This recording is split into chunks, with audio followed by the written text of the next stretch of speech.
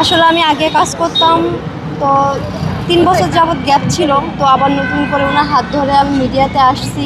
তো আপনারা দোয়া করবেন আমি যেন ভালো কিছু করতে পারি ওনার হাত ধরে।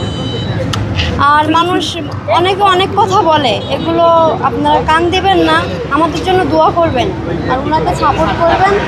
আর আমাদের সবার জন্য আপনারা দোয়া করবেন, আমরা যেন সামনের দিকে আগামী দিনগুলো আরও ভালোভাবে করতে পারি, কাজ কামে ফিরতে পারি, সবসময় ভালো মন মানসিকতা নিয়ে কাজ করতে পারি। আপনারা এগুলো খেয়াল রাখবেন। আর কে কী বললো এইগুলোতে কান দিবেন না, আর আমাদের জন্য দোয়া করবেন। এই যে আপু আসছে অনেক দূর থেকে, বাগেরহাট থেকে। উনি কিন্তু বাগেরহাট থেকে এসে কাজ করে, তাহলে আমাদের মনে করেন মিডিয়াতে আপনাদের জন্য ভালো কিছু দেওয়ার জন্য আমরা আবার মিডিয়াতে নামছি। এই প্রথম হিরো আলমের সাথে কাজ করবেন? হ্যাঁ, আমি এই প্রথম। হ্যাঁ, আমার অনেক ভালো লাগছে ওনার সাথে কাজ করে। উনি অনেক ভালো মনের মানুষ, তো আসলে ওনার সাথে না মিশলে কেউ বুঝতে পারবে না যে উনি কেমন মানুষ। হিরো হিসেবে কেমন হিরো আলম?